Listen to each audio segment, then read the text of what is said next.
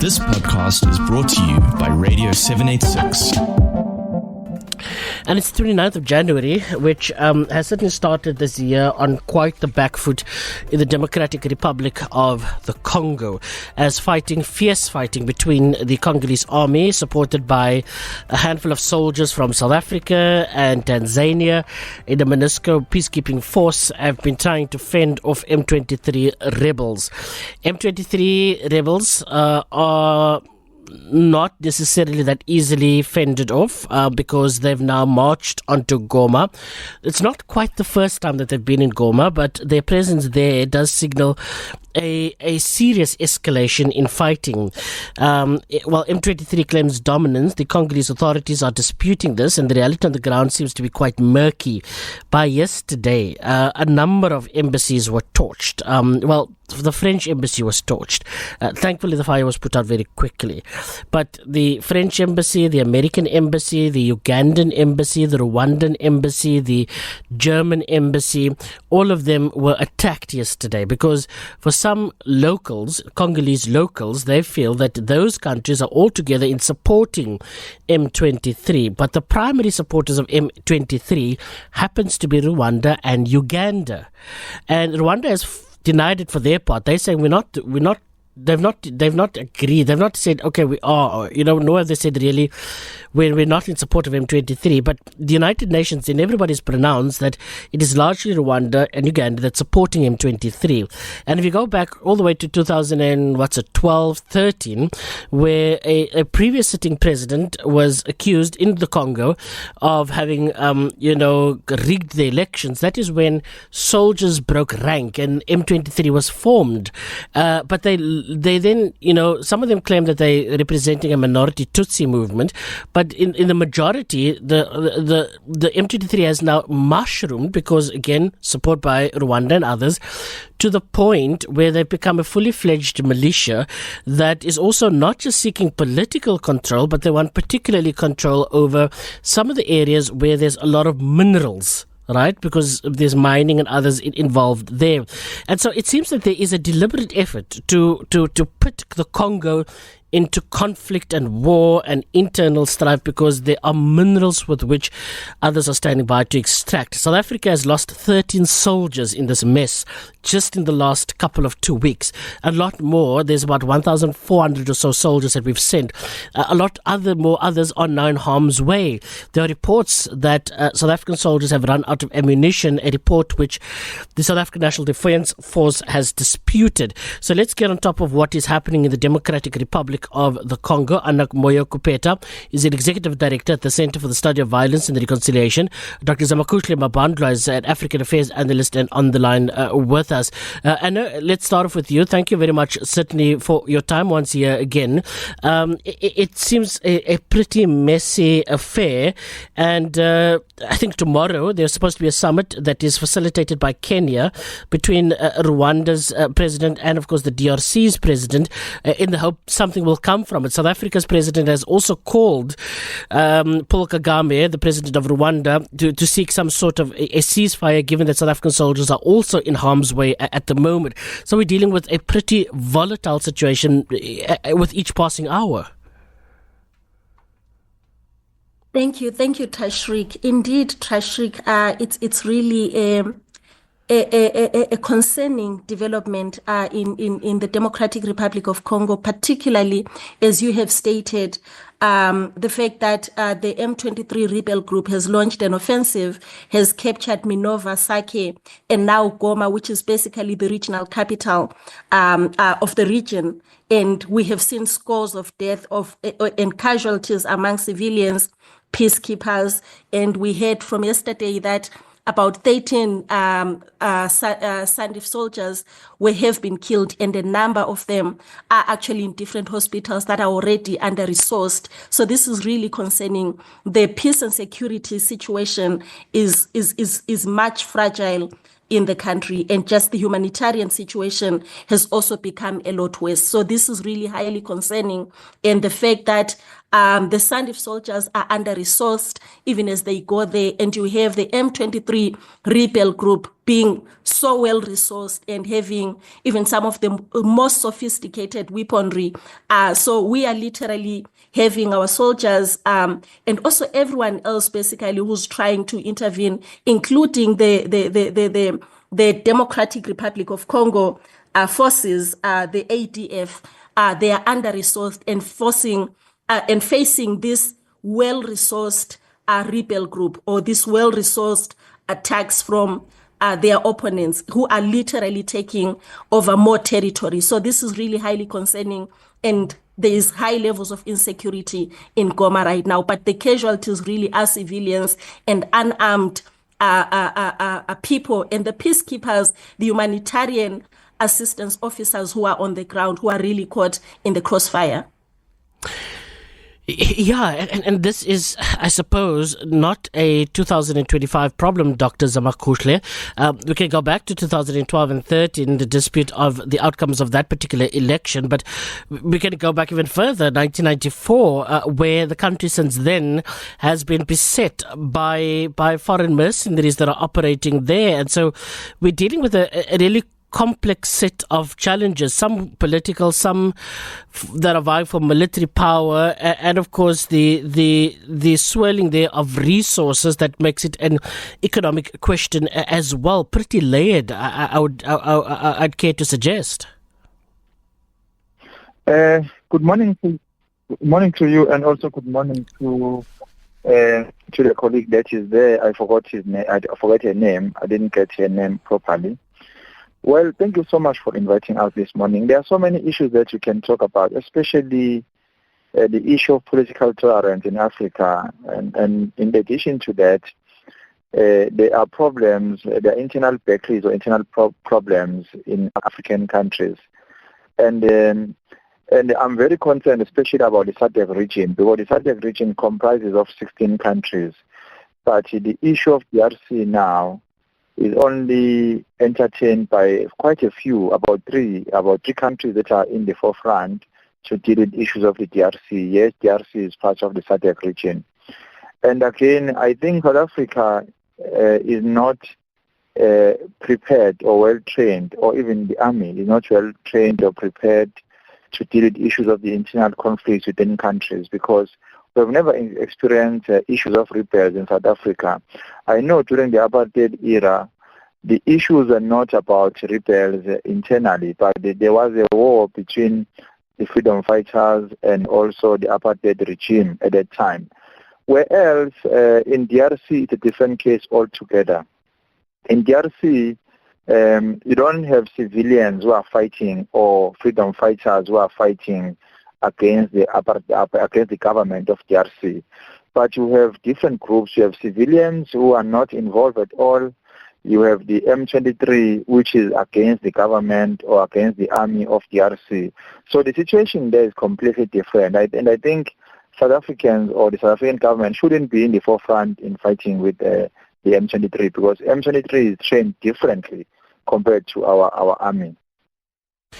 Yeah, and let's look at some of the players. I want to stay with you quickly, Dr. Zamakuhle. So some of the players in all of this, you have, of course, Rwanda, Uganda, that is taking a very different approach to SADC. SADC has, to a certain extent, like South Africa, has supplied some troops there to fend off M23, while it is an open secret that Rwanda may well be supporting M23. They're denying it, but they're not calling M23 to order as well. I mean, this could easily stop if Rwanda were to distance themselves from M23 and they were to be isolated.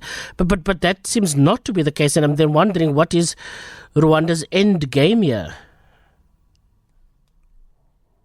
Well, there are so many speculations that lead to suspect that the president of Rwanda is in charge or involved or is funding the M23, but those allegations cannot be proven to be true or correct, because he have not been able to speak out and say he's supporting M23. In fact, M23 is supported by many people, and I think it's beyond the SADC region. And I think South Africa, I know that South African troops or soldiers were sent to DRC to support or for peacekeeping.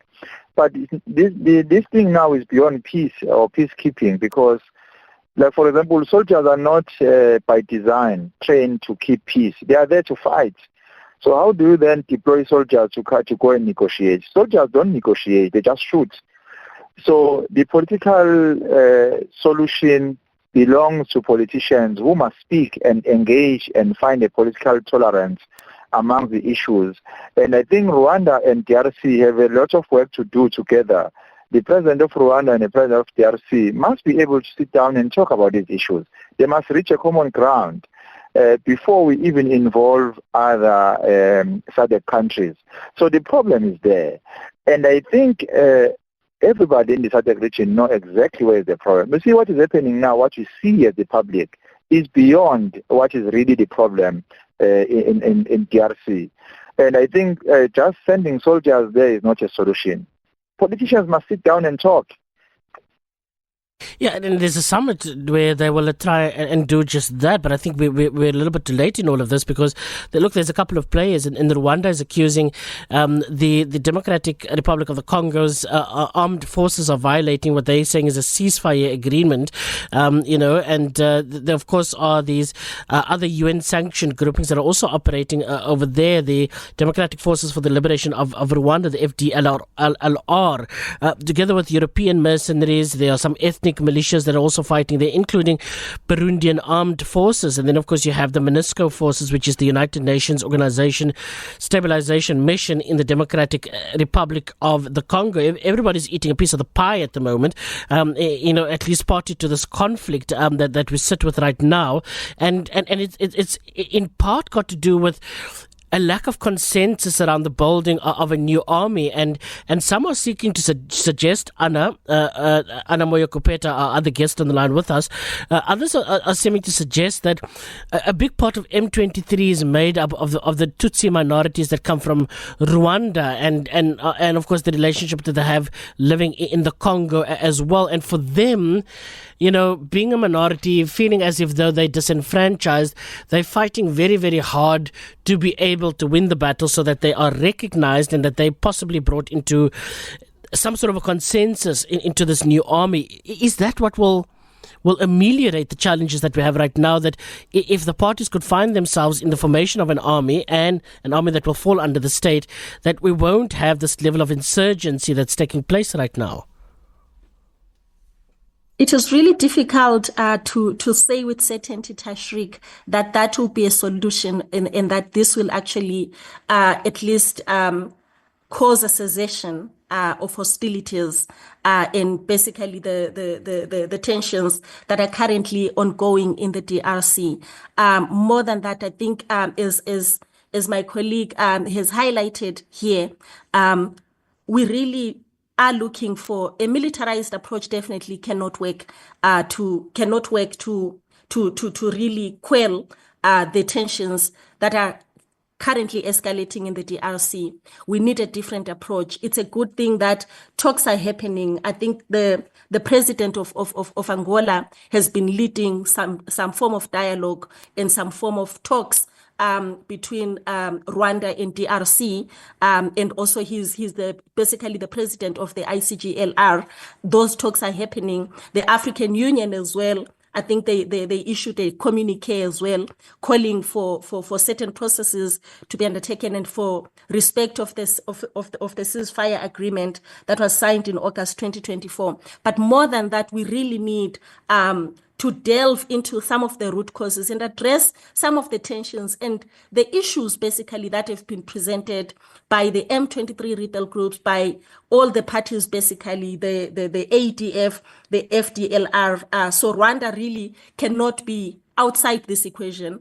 Rwanda is definitely part of this equation, and the talks by President Cyril Ramaphosa, I think yesterday, with the Rwandan president, the talks as well with other key stakeholders and key players that have been ongoing are a good start. But we really need some form of cessation of hostilities, and we need talks that are geared towards ensuring that all the warring parties at the moment down tools, down their arms, basically, and we have some form of ceasefire that is operating, so that at least what is happening currently, the killings of civilians, unarmed civilians, at least comes to a stop. So we really need to delve into the complexities of this conflict and find a solution, a viable solution that might work in the long run. The co-option of some of the M23 rebel groups into the ADF, into the Congolese army, National that may Army, be a solution, but not a solution that can come immediately. But all of that needs to be taken into consideration with many other asks through dialogue, through peace negotiations, and really all parties coming to the table and all agreeing to cease hostilities at the present moment. I want to stay with you, Anna. How do I read who the victims are of this conflict? I suppose, there are so many victims. There are so many poor people, ordinary people, ordinary folk that want to live their lives that are being now put on harm's way. There's also been, a massive migration of people that are trying to now escape eastern DRC, where in Goma and other places there is this fighting taking place. But reading some of the reports and the newspaper developments are coming out of Goma yesterday was that it revealed that several bodies are lying on the streets, etc., and there's mass levels of insecurity taking place, particularly in Goma, in and around Goma at this time. Those bodies, those victims are who exactly? Because one could understand to a certain extent if M23 is going toe to toe with other armed forces that they are seeking to oppose and depose. But I'm hearing so many accounts of women, children, ordinary folk that are being killed at the moment that has very little to nothing to do with a dispute about whether or not M23 rebels are going to be included in the National Army or not. Why does it appear that what we are seeing are the hallmarks of some sort of a genocide at the moment?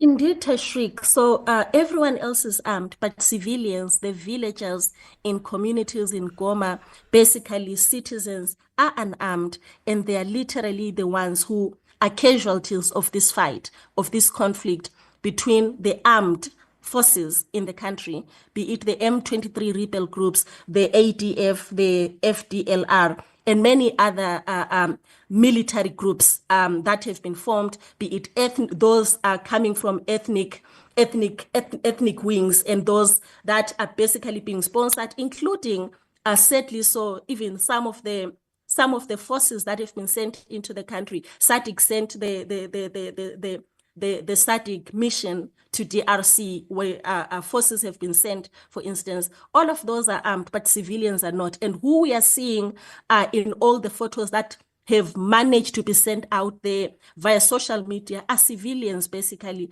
When you are seeing people's heads hacked off, when you are seeing people with wounds that are so gruesome to even look at, when you are seeing dead bodies on the streets, on the paths, in villages, this is really gruesome. And it's clear that the biggest casualties of this conflict are basically unarmed civilians. And this is why we are calling for some cessation of hostilities, some form of ceasefire to stop all fighting. Because, as the saying goes, when two elephants fight, it's really the grass that suffers. And currently, the grass is literally unarmed civilians who are suffering, who are literally at the crossfires of this conflict and of the fighting, be it for more territory, be it fighting for co-option of the M23 into the army. So whatever is happening, it's unarmed civilians that are suffering. Unfortunately, there are some humanitarian aid officers who are also caught in the crossfire and have also been killed this way. Yes, the armed forces also have been killed, like the Sandif soldiers, about 13 of them who've been killed, at least as of the official record as of yesterday. But again, really, the most vulnerable victims right now are unarmed civilians in the DRC, particularly in Goma, in Sake, and in other villages that have been captured by the M23. Yeah, we are talking about the unfolding situation in the DRC at the moment. It stretches all the way back to 1994. In the 2012 or so, it particularly took a different turn, and by 2025, this year, it is completely, a very worrisome situation. And the parties at play here, of course, largely M23, supported by Rwanda and Uganda, while, of course, the armed forces for the Democratic Republic of the Congo, that is also not, entirely, I suppose, free of controversy. It's not like, the state is being defended just by the armed forces. There's lots of conflict and power struggles there as well. M23 largely formed when there was a split also again in the National Army, and so consensus around the National Army and who gets to be included there is a sticking point over here. But I suppose while we are fighting and observing the fight around breadcrumbs, what appears to be the case, Dr. Zamakushle, I want to reference a report that was done by Global Witness, an organization that was able to determine that there are European and Asian companies that are very handsomely benefiting from the violence. There are companies in Bangkok, companies in the UK, Belgium, etc., that are all financially benefiting from this. And there's a 110-page report. Time won't allow me to go through every bit of the report, but it details just how companies are buying from suppliers who trade in minerals from those warring parties.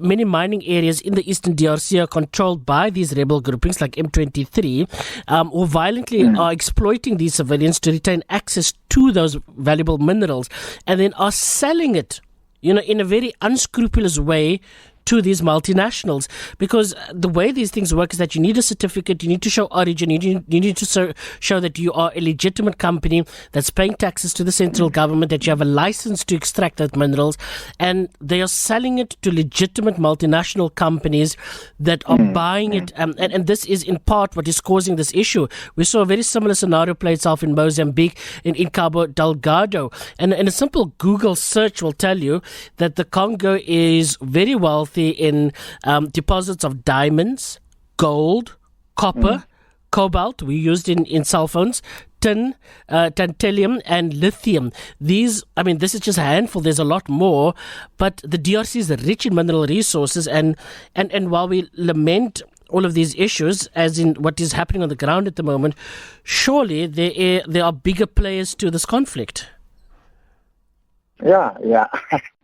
I like what you're saying, and also the report. I will also agree, firstly, before I touch base on this one, I'll also agree with the colleague when she said civilians are the most victims in the entire situation, more than the government, more than the leaders of DRC. Well, March 23 movement, known as M23, has got a leader, which is Sultani Makenga. So the leader of M23 should be approached if they want to end the war. And I like what you are saying when you say DRC is rich of mineral resources and the M23 is involved in selling those mineral resources to legitimate companies. As we speak now, M23 has already captured most of the centers in DRC. As you speak, they've captured centers of Rutshuru, Masisi, and they are also in charge now of Goma.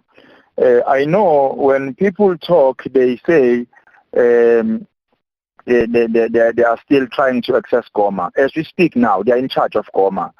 Government don't want to be seen as failures, and even those who are supporting the DRC want to be seen as people who are still in charge, who are still resisting the existence or the entrance of Goma by the M23.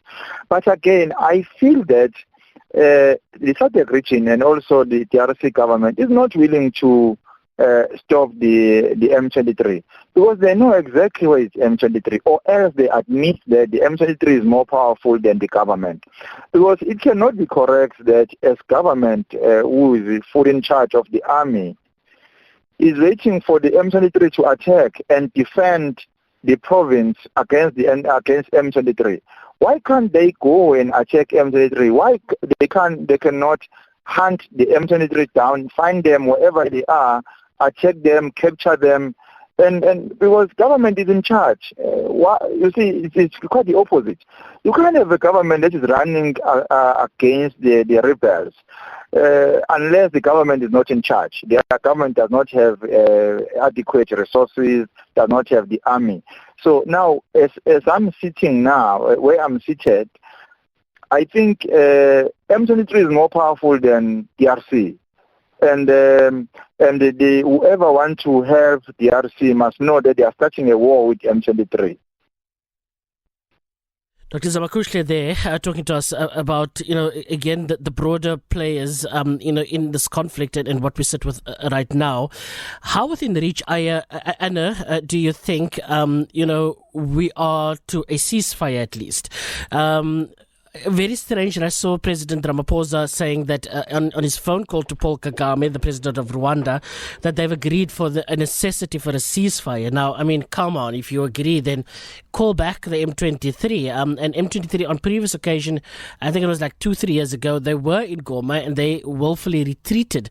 I don't think we're going to solve, a 30-year-old problem within 24 hours. That is not within the reach.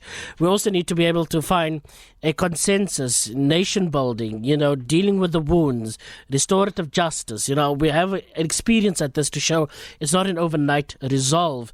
But in the meantime, we can find ourselves, of course, to have a retreat, to have a ceasefire, to avoid civilians from being shot randomly and lying on the streets of Goma at the moment in the eastern DRC. And then, of course, the summit that Kenya is facilitating now between Paul Kagame and, of course, the DRC government, which I'm certain will find greater gravitas after yesterday's events where several embassies were being attacked. And these were all embassies that the Congolese found to be potentially complicit in the support for M23. Do you think possibly it is within the reach by the end of this week that we can find at least a consensus on a ceasefire and a withdrawal of M23? I think it's possible, Tashrik, if all parties agree and if some form of consensus at the very least is reached through the talks that are currently ongoing.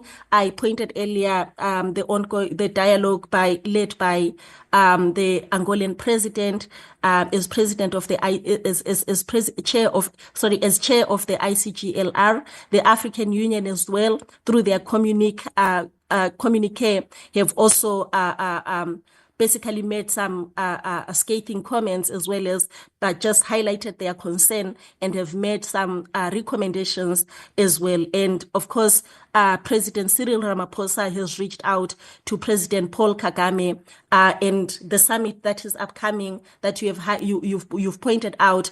All of these different processes should lead us to some form of settlement. What we are really looking forward to at this point is some form of cessation of hostilities, respect for some form of ceasefire, be it the August 2024 ceasefire agreement or a new agreement altogether that at least has all the armed parties put down their arms, basically, so that at least civilians can at the very least breathe, so that at least some level of, some form of relative peace can exist to allow us to undertake those processes that are aimed at nation building, ensuring now that we actually map out a plan of settlement. We deal with the issues from all parties, be it issues around occupation of certain borders, issues around the issues that the M23 group is putting forward, issues put forward by the Congolese government, as well as issues by civilians who are literally bearing the brunt of this conflict. So all of that needs to happen, but we need some form of cessation of hostilities or a ceasefire for all of those processes that look at justice, look at repair, look at restorative justice, look at transitional justice more broadly, and some form of peace building to occur. But we need, as a first step, some form of downing of all arms by all parties so that we can go to a negotiation table. I think it's definitely achievable if all parties are willing. We need political will more than anything at this point, and all parties agreeing that the killing cannot continue. We need a solution, and that is possible if all parties come together and show some form of political will to resolve the issue. But if there are a lot of external stakeholders, as you rightly pointed out, and Dr. Zamoguhle also highlighted, there are a lot of external stakeholders who are benefiting from the ongoing conflict and the killings that are happening. So we really need the actual parties on the ground to at least come to some form of agreement and show political will to stop the killings. If we have that, even the external forces, their interests can actually be put on hold in the meantime for the sake of peace and for the sake of stopping the current killings and the gruesome situation, the humanitarian crisis, the human rights crisis, and just the instability and insecurity that is currently ongoing in the country. Yeah. This is achievable, but we need political will. Absolutely, and again, it for me, it really disappoints me that African black lives are not important enough, to be seen as having to warrant urgent attention. Because if it did, then those very companies would have been sanctioned for buying, bloodied minerals that were extracted not just at a cost to the economy of the DRC, but also to the ordinary lives of citizens, of people that want to just live their lives and build their lives, and so it's truly astounding. And so with serious concerted effort, we must act to not only ensure that we save their lives, but also those political principles like Rwanda and others must be held accountable, and there must be some sort of a conversation around sanctioning companies that are buying these bloodied minerals. Thank you very much for talking to us this morning. That on the line there, Annah Moyo, the Executive Director of the Center for the Study of Violence and Reconciliation. Also, Dr. Zamoguhle Mabandlwa, an African Affairs Analyst, talking to us this morning. Thank you very much for having joined us as we take a look at the escalating, unfolding violence in the DRC. And again, a very quick summary. We're going to go to headlines, but a very quick summary of the events is that since 1994, there's been a dispute about a central government in the DRC. There was a split within the army, and that proliferated in around 2012 when there was a dispute about an election, the Joseph Kabila's election, after which members of the army split. There were commanders and stuff that split from the national army. They then formed what was called March 23 movement, M23. M23 is also rooted in a minority Tutsi community that comes from Rwanda. That Tutsi minority is now in power in Rwanda, right? You would recall the Rwandan genocide of 1994 and the build up out from that particular ashes that were left behind. And so that M23 movement today is supported by Rwanda and Uganda, which is why our president didn't call the DRC to say, listen, what's going on? How can we help? We already sent forces. What can we do? It called Kagame to say, can you call back your forces? Because again, while Rwanda's not admitting it, they are the ones that are supporting this, which is why the DRC responded to the latest attack on Goma to say this is a declaration of war. And so the situation that we sit with right now is an emergency summit that Kenya is facilitating between the DRC and Rwanda to try and find a resolve here and for the withdrawal of M23 from the eastern DRC. M23 also controls several swaths of land that are upon which or under which are key minerals, and those minerals are being sold to European multinational companies. That's fueling this particular violence. And so we are seeing a very real crisis reach a boiling point at the moment in the DRC, which is why we're going to keep the story alive for the next couple of days. So do stay tuned to Radio 786 on 100.4 FM. This podcast is brought to you by Radio 786.